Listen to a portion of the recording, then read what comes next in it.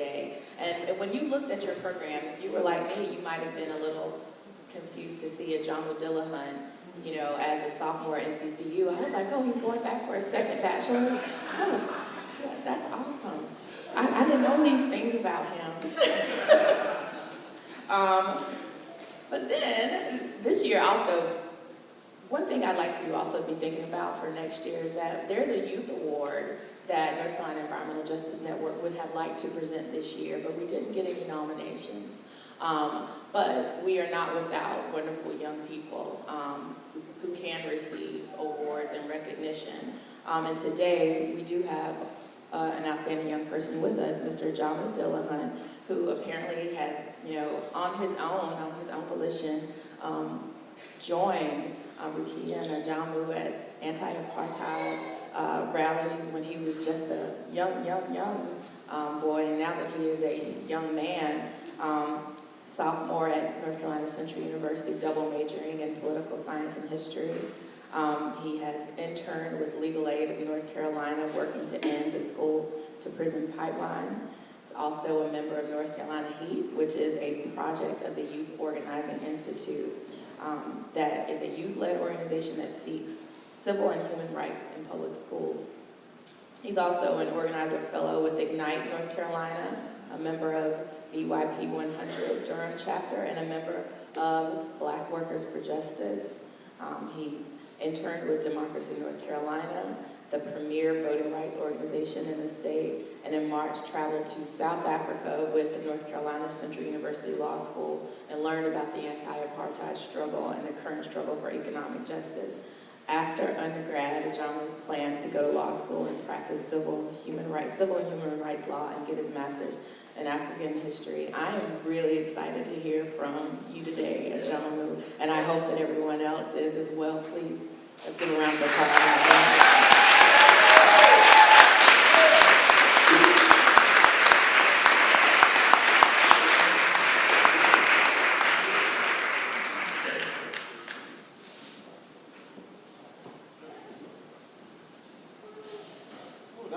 That was a cool introduction. Thank you. My name is Ajamu Ajamu Amiri Dillahunt. I don't want to create any confusion here with my grandfather. I am very honored to be here today. I want to thank the Environmental Justice Network for having me and for the outstanding and necessary work that you all do. Your fight to promote health and environmental equality for all of North Carolinians is inspiring and is vital to our movement for racial justice and, of course, our survival. We approach an important election year, and it is generating some necessary conversations, which is good. They're important. The major concerns a lot of folks are having: what do we do after the election, and how do we capitalize off the energy and momentum to build a sustained movement? For quite some time now, the masses are realizing electoral representation is not bringing the transformative change we want to see in our communities. Participating in democracy goes well beyond voting. After we vote, we must hold those in power accountable to community-based grassroots organizing. That's power. Building organization, that's power. When workers have the ability to control their destiny, that's power. When students organize and demand a free education, that's power. When we build anti-capitalist movements, that's power. When Black students help develop our surrounding community, that's power. When faculty, students, and workers control the direction of our education system, that's power. When we build movements understanding that all Black lives matter, that's power. When we build an international movement of African descendants, that's power. When Black students support each other regardless of the institution, that's power. In the words of one of the most profound political scientists, Dr. Jarvis Hall, there is no such thing as a powerless people. Some people may have more powers than others, but there is absolutely no such thing as a powerless people.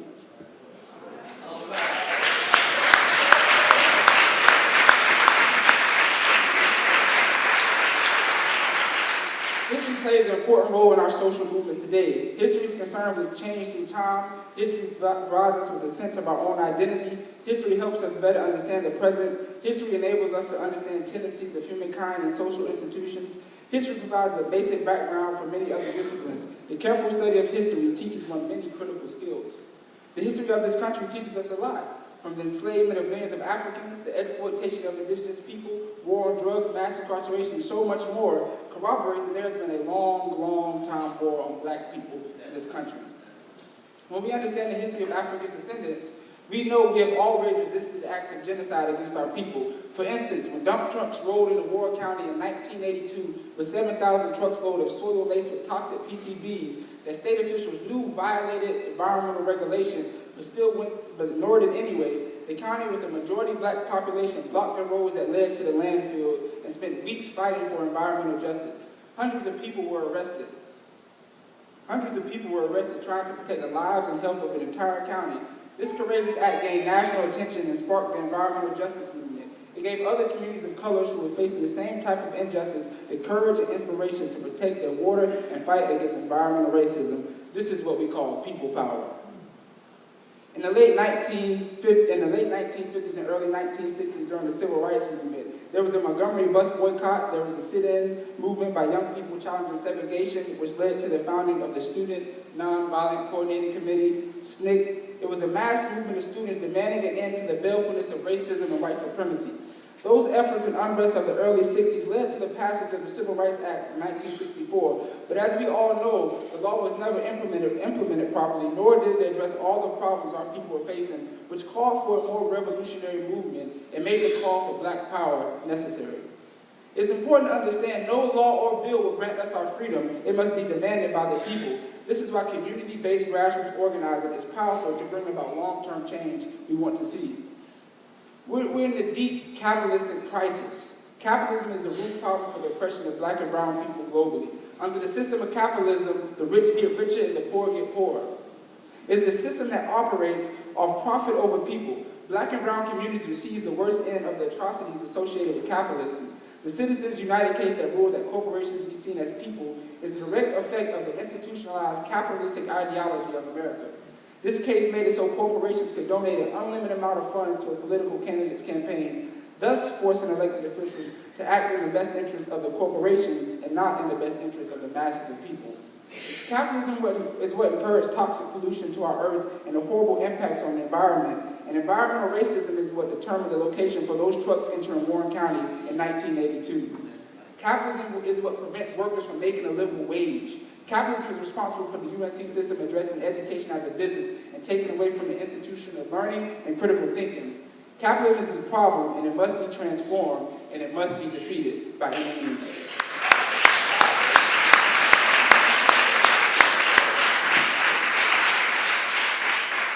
Capitalism is what influenced the corporations to build the Dakota Pipeline in indigenous people's community. The pipeline would contaminate water for millions and have an extreme negative impact on the health of the tribes of those who use the river for drinking water.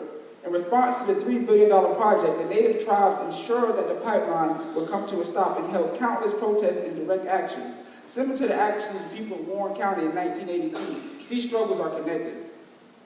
The capitalistic structure did its best to defend its property. They called police and allowed dogs to attack those who were protecting their land and water. But they did not move. In fact, they are still there today, and they want a temporary stop to the pipeline. That's power.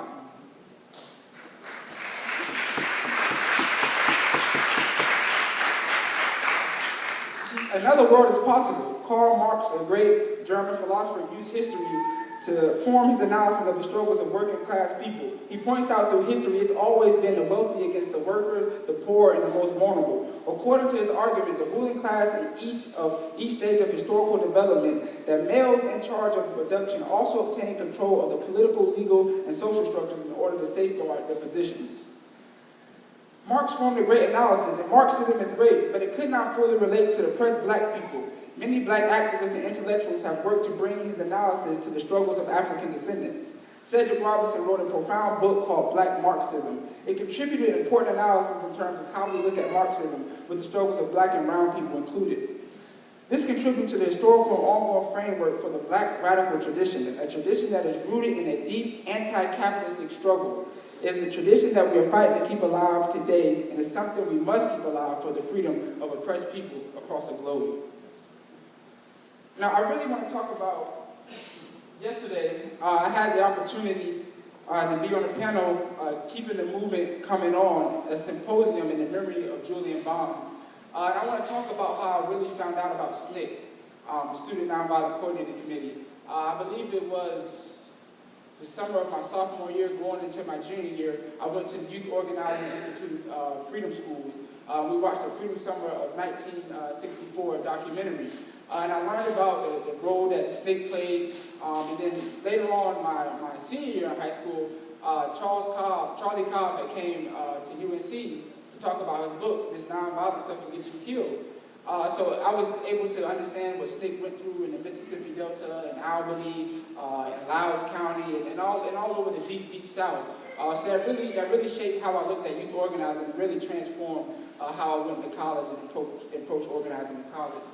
So this is me here with Charles Cobb. It was profound. I mean, it's different to research and study and really write papers on it, but when you meet him in person, it's a whole different type of ballgame. This is us with Judy. Me and Rebecca Barber, we had the opportunity to speak at Julian Miles Memorial. So it was great being there and seeing them in person. But students have always played a vital role in bringing about revolutionary change. The great leader of SNCC, Kwame Ture, or formerly known as Stokely Carmichael, stated that the role of students in any society is to institutionalize the values of any given society. Students are the spark of revolution. Those of us who understand fundamental change knows it must come from the bottom up. Kwame Ture was the youngest person to participate in the Freedom Rides. While he was the chair of SNCC, he shouted Black Power at a rally in Mississippi. That transformed the entire freedom movement. Brother Kwame was a remarkable leader and a freedom fighter, and his spirit lives on. SNCC, which stands for the Student Nonviolent Coordinating Committee, was founded in 1960 at Shaw University under the leadership of Ella Baker. She was the executive director of SCLC and a graduate of Shaw University. She saw the importance of the sit-in movement, and she wanted to ensure students were able to talk about what's next and how to sustain their movement. She really pushed students towards group-centered leadership and radical democracy. She encouraged students to think beyond Dr. King's large platform.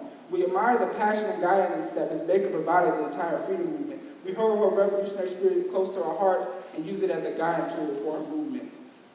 With the profound guidance of Ella Baker, the Student Nonviolent Coordinating Committee became the youth voice of the civil rights movement. They pioneered what youth organizing looked like, and they laid the framework for the vital role college students play in shaping democracy and the important resource we can be to our surrounding community. The organization involved and was committed to voter registration, grassroots organizing, and local empowerment. SNCC had a strong presence in the South, the deep, deep South. With a number of campaigns in Mississippi, in 1961, Bob Moses launched a voter registration campaign in McCall, Mississippi, where they held voter registration trainings and direct action trainings for the local community. A lot of SNCC workers were arrested and met with violence. SNCC put all hands on deck in McCall, and their experience there shaped how they approached future voter registration campaigns. In the same year, SNCC activists picked up freedom rides. While white vigilante violence stopped poor in Birmingham, SNCC activists picked up the campaign, and they were met by white mobs in Birmingham and arrested when they got to Jackson, Mississippi. Also in that year, SNCC launched a campaign in Albany, Georgia, where SNCC workers began to build relationships with students at the segregated college and eventually opened up an office in the community to train local folks on how to properly do voter registration. SNCC was in countless more campaigns such as Freedom Day in Selma, Freedom Vote Project, Freedom Summer 1964, and so much more. It is important to keep in mind the philosophy of SNCC: follow the lead of local people. As Charles Cobb said, Mississippi movements were led by Mississippians.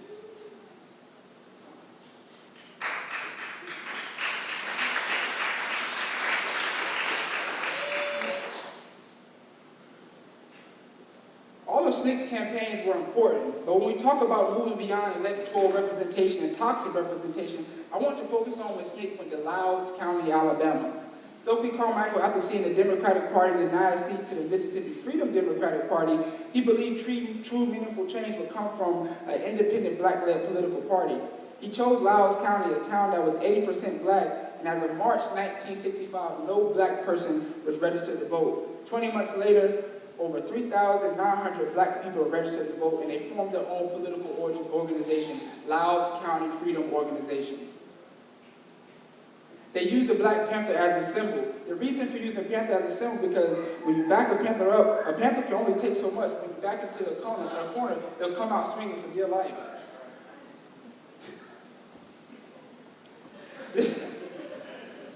The This is the first Black Panther Party. They inspired the Black Panther Party of Self-Defense in Oakland, California to use that as their logo. Loudoun County represents one of the nation's worst places of brutality and institutionalized racism. The town had a reputation of extreme violence against Black people. With the population of Black people being 80%, white people had power over the entire area.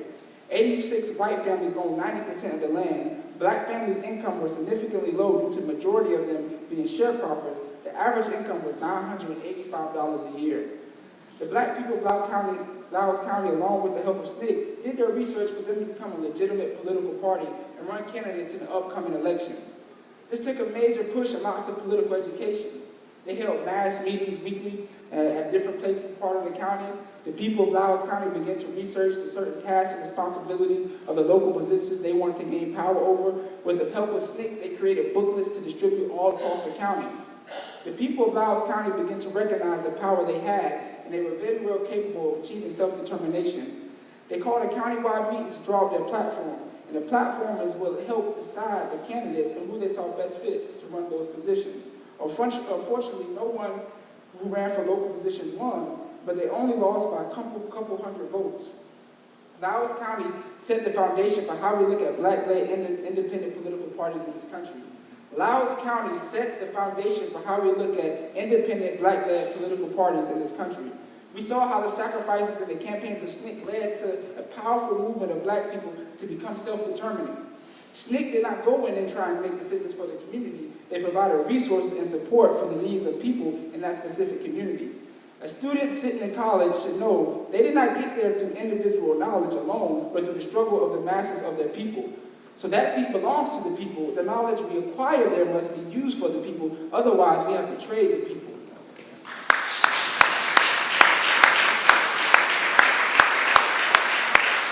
Students, we have an obligation to use our knowledge to advance the struggles of humanity, according to Kwame Ture. That is the role of students. That is how we move beyond toxic representation. Ideas and strategies that spark out of the masses of people organizing is what we need. Kwame Ture stated, a corrupt instrument cannot lead a people to liberation. That is true for us today. Our freedom is not going to come from the Democratic Party. Our freedom is not going to come from the Democratic Party. Our freedom comes when we build independent political parties similar to Loudoun County Freedom Organization. Loudoun County Freedom Organization. Please say it with me. Loudoun County Freedom Organization. All right now. Now what does it take? What does it take? To build a sustained movement and organization, there are certain roles that need to be filled. Eric Mann wrote a book on the 16 qualities of a successful organizer, which is a must-read for those who are interested in long-term change and want to know what it takes. He defines the job of the organizer is to build a base and lead it effectively to advance an outreach and long-term strategy. The goal is to force those in power to do something they would not do otherwise. And it cannot be achieved unless organizers are equipped with a clear ideology. The transformative organizer brings new people into a movement to challenge the ideology of institutions and policies of the system and is fighting for the most radical and revolutionary change, like those on the ground in Charlotte. I will not go in depth of all the roles of a successful organizer that he pointed out, but I will go over the ones I thought were most important.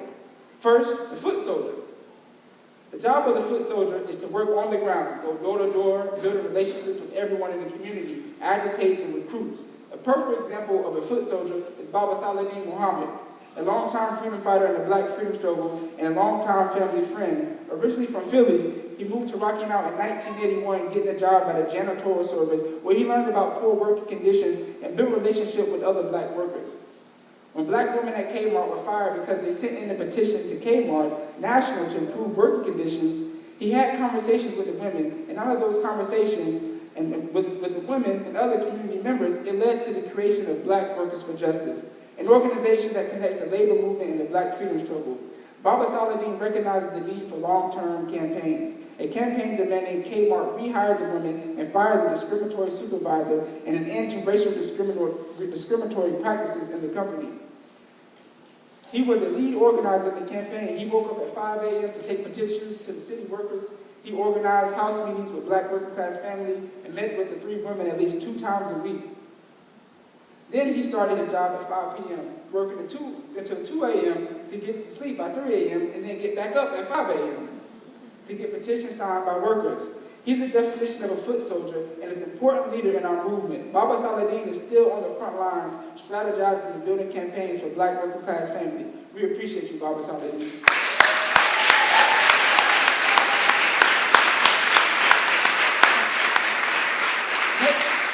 Next is the evangelists. They recruit and retain people in the movement by touching their deepest feelings and aspirations. They call for a personal transformation, a conversion of values, a commitment to a larger whole and broader cause. Stokely Carmichael, Fannie Lou Hamer, Malcolm X, Dr. King, and Ella Baker fit that role. Then you have the group builder, which requires getting people involved in committees, teams, and other collective structures that carry out the organization's work. After they are recruited to the organization, this is also when the new contact has to transform from joining the organization because of a specific organizer to meeting a lot of people in the group and wanting to become a team player. The group builder is a mentor and pays great attention to leadership development within the organization. The group builder focuses on creating forms of organization and healthy group dynamics that keep significant number of members engaged or committed. This is the work of Deidre Jackson, the co-chair of VIP 100 Durham, who always encourages collective leadership for everyone and members to be engaged with the organization. She is the true definition of a group builder and encouraging others to lead. We appreciate you, Dee. The strategist develops long-term visions of the organization and organizations consistent with the long-term interests of the movement. They determine the plan of the organization. The job of the strategist, the strategic organizers, to bring strategic thinking into every corner of an organization so that both rookies and veterans are challenged to think about transformative objectives. This reminds me of the brilliant work of Nami Smith, a student organizer at North Carolina A&T. They are always thinking about long-term goals and provide the group with long-term goals, and they contribute so much to the historically Black colleges and universities and to the movement as a whole. In addition, it reminds me of the work of Tamika Blue, who is committed to the liberation of our people and always thinking about next steps and strategy. The communicator, next is the communicator.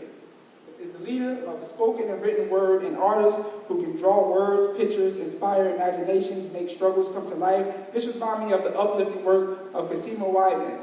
They were organizing with the Youth Organizing Institute and really transformed how I thought about youth organizing. And it really was a major leader in the fight to end the school-to-prison pipeline in Wake County.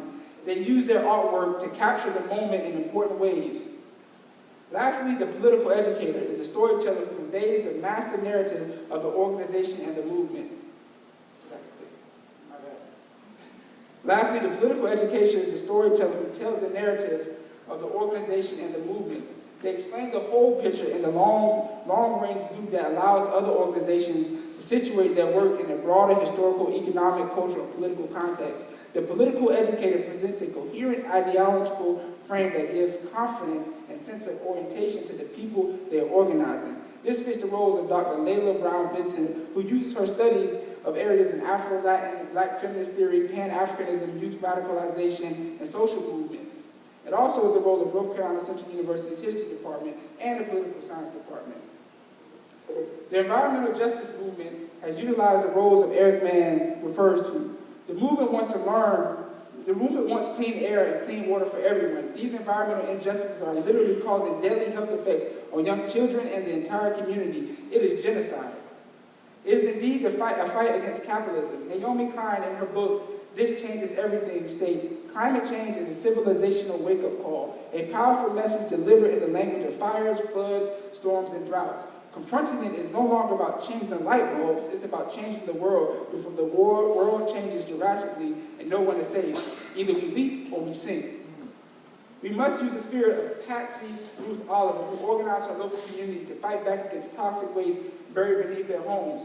For a long time, she battled with Congress, corporate polluters, environmental protection agencies to free the people of craven terrorists from what she called prison pollution, prison poison.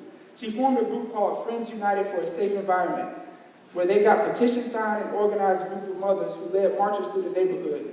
As the resistance of their movement for a safe environment began to grow, Ms. Oliver traveled the country going to various trainings and speaking engagements. Of course, she ran into the Black women who would lead the environmental justice movement here in North Carolina. The movement was national, and it was led by Black women. We have a long struggle ahead. Always remember, we are not responsible for our oppression, but we're responsible for our liberation. There has been a duty for oppressed people.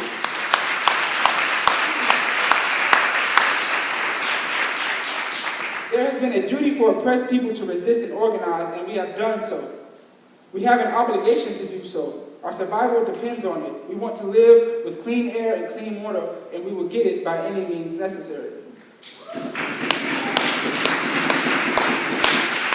In the words of Kwame Ture, America is more ripe for revolution today than it's ever been. The only way revolution will be successful is through organization, using the strategies that Ms. Baker left for us: group-centered leadership and radical democracy. Group-centered leadership and radical democracy. Let's get free by any means necessary. Thank you.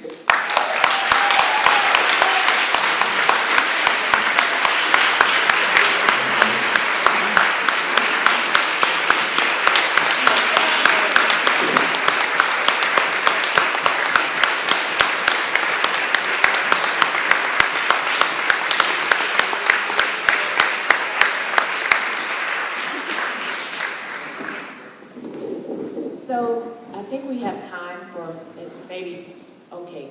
So, fine brother Ajamu Amiri, this afternoon we still,